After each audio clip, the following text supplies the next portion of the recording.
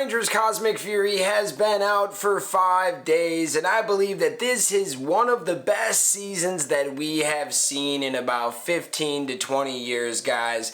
It was epic, and today we wanted to talk about the whole season, break it down, and give you our opinions. Let's talk about it. Hit that intro, Rangers. You are watching the Fan Club. You're watching the Fan Club. And you're watching the Fan Club. Do you know what time it is? And you know what time it is. It's time for the Fan Club. Let's go. Hey! I can't do this on my own, cause you know things ain't always sweet when you out here in these streets. But my Morphin when it morphed, I made a fake one. Power Rangers Cosmic Fury came out on Friday, and I thought it got an overall positive response. Yes, there were some fans out there that didn't like it, but as a whole, we got some pretty good reviews. We got some good fan reviews. Some Power Ranger YouTubers out there as a whole gave it, 7 to 8 out of 10. Mostly everybody really liked this, and I see why. Was it a little rushed because it was 10 episodes? Yes, you weren't going to get everything you wanted, but at the same time, for what they were working with, this was one of the coolest Power Ranger projects I have seen in a very long time. Like, you have to go back to maybe Power Rangers RPM, Power Rangers Dino Thunder. It's been a minute since we had a season that did everything that this season did right here. And today we're going to break down the entire season and talk a little bit about each episode, read the synopsis, what we thought about it, and then give you our opinion on the season as a whole. So let's get into it. Episode 1 starts off with lightning strikes, and this episode is probably the best episode 1 of a season. And yes, it helps that we get to go right into the action because we already know the Rangers. So this starts with that epic one shot that Simon was talking about, and just absolutely crazy. Let's read the synopsis. Bajillia enlists Lord Zed to lead her armies in an intergalactic war, and things only get worse when the two capture a Power Ranger for their team. Things get crazy, so we meet Bajillionaire, and she has a daughter who is an influencer, like a YouTuber, and her name is Sequilia. And they go recruit Zed to join in their army in this intergalactic war. They're gonna make a bunch of money out of it. She owns this Squid Inc. It's a drilling company, but also they provide weapons throughout the galaxy, so a war would drive up their prices. They say they want Lord Zed to be the general of the army, stuff like that. And Lord Zed is down to clown. By the end of this episode, we have Ollie becoming evil and the Rangers running away. We also get to see Mick and Billy right away, which was freaking awesome. The ending of episode 1 was crazy because the Morphin Masters were captured, but the Red Morphin Master threw his staff to Javi and gave him a vision of where they needed to go, and they go to where the Cosmic Fury powers are. Well, they're not Morphin Masters, so they can't put their staff in there without getting hurt, hurting themselves. Well, Javi doesn't care. He needs to unlock these powers and these Zords on Zordnia, so he puts the staff in, and there goes his arm. He loses his arm. It was absolutely insane. And then that brings you into episode 2, Beyond Repair. By the way, I love that every episode kind of goes right into the next one. Episode 2 was Beyond Repair, and Team Cosmic Fury prepares for a possible invasion from Lord Zed, while Amelia tries to cure an evil ranger, and Javi learns to accept his new loss. This was nuts, man. I thought this was going to happen when I read this synopsis a week or 2 ago. I thought that Ollie was going to continue to remain evil, and he does through this story. Amelia gets burned. She tries to save him, and it doesn't work. The cure, it's just not working right now. And by the end of this episode, the monsters are about to attack the base and Dino Henge, everything like that. They lost their powers. They have to use this escape button, which basically sends them on a one-way ride to a distant planet where nobody is. So they're safe.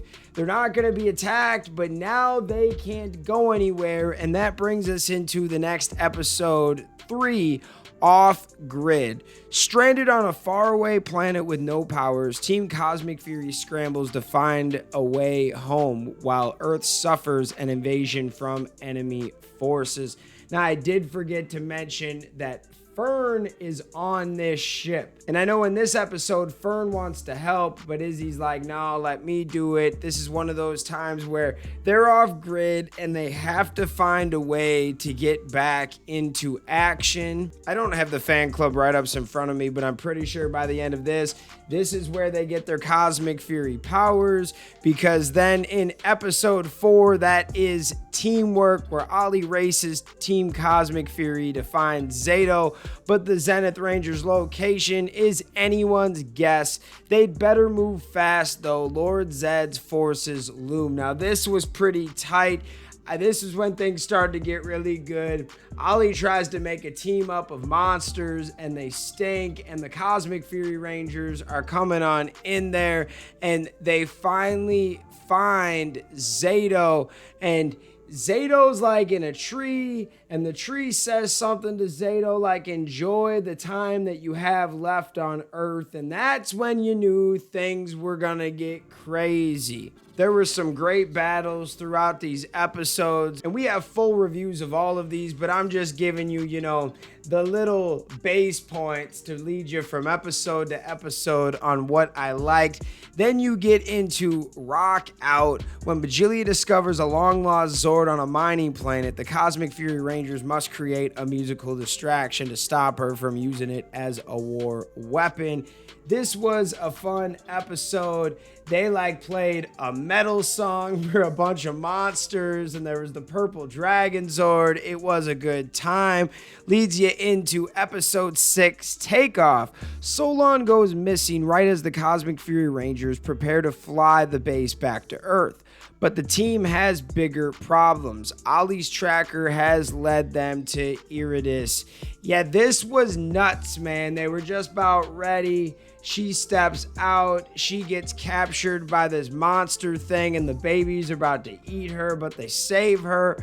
That leads us into episode 7, Operation Seasoning. To save Pine Ridge, Team Cosmic Fury must dismantle the system of Sequila's creating anti-Zord force field around Earth with the help of a special spy. That spy was our boy Heckle. That was freaking awesome to see him come back with Billy. Just stole the show for me in that episode. Episode 8, you had switching sides. 2 ex-villains should be the last people to cure Ollie, but Ion has a plan that just might work. Meanwhile, Zayto's secret becomes harder to hide. So Zayto told Ion and Solon the truth, and they've been kind of lying to everybody. Zayto was made up of magic, and he's using magic throughout this whole season, and it's crazy the power that he has and what he can do. But every time he uses it, he takes some of his life force out, and he's had Ion and Solon basically lying to the team like, oh, he's fine, but they know he's not. That's something that he confronts in this episode. And then one of my favorite points was we got to see Mucus and Slither join the good guys. This was freaking awesome. They helped save our boy Ollie. And then that brings us to our last 2 episodes. And this was a magical ride. So let's get into Master Plan. The connection to the Morphin grid is in danger unless the team can travel to Eltar and take back the Master Captivator and Ollie without backup. That was a major point to this episode, was Billy telling them, hey, if you guys do this right now, you're on your own. Nobody else can help you. The rest of the Rangers are everywhere helping everybody else. Well, things get pretty crazy and they get to Eltar. There are epic battles, and that leads us into the end. If Team Cosmic Fury can't stabilize the Master Captivator, a wave of evil threatens to wipe out all the good in the universe. So long story short, here we will explain this and tell you what we thought of the whole season.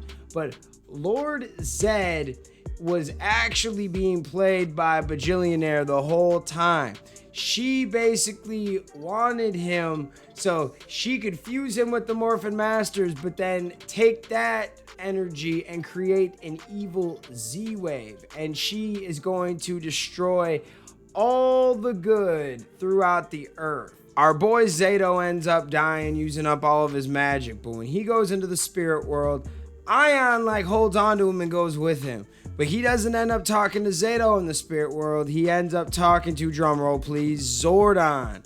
Zordon has something to do with our boy Zayto coming back as a Morphin Master. And he is able to talk to Zed. And now some people hate this ending, but I actually liked this ending. They talked to Zed inside the Captivator. They were like gas, if you will. They were like energy. And they couldn't use their powers, but they were talking to Zed saying, you're going to be destroyed. Your whole thing is survive and be the best. You won't ever be able to survive or be the best again if you're not alive, right? So he ends up agreeing and gives the Morphin Masters their powers back. And then it ends with Zed thinking he destroyed the Rangers, but really he's on the planet from the last season where it was the nightmare planet that made you see your nightmares. So he's basically reliving his nightmare over and over again with his wife, which I thought was just freaking hilarious. Now, we end with Billy putting 2 and 2 together about Zordon hearing Ion's story. There's a band. It was cool. Great vibes. It leaves it open. And overall, I thought this was one of the best seasons of Power Rangers I've seen in a very long time, guys. I'm talking Time Force, Dino Thunder, RPM. It's been a hot minute. Dino Fury was awesome, but this was Dino Fury Extreme. It took all the things that I loved from Power Rangers Dino Fury and threw it into 10 epic episodes, and I love how they took a lot of the filler out. This was cool. We could continue to do something like this and maybe even more original in the future. Now, what are your guys' thoughts? Let me know in the comments. I gotta shout out all of the fans out there that take the time out of their day to watch this content. You are the real MVPs and the reason why we can continue to make videos like this. Thank you guys so much for watching, and we'll see you next time. Peace.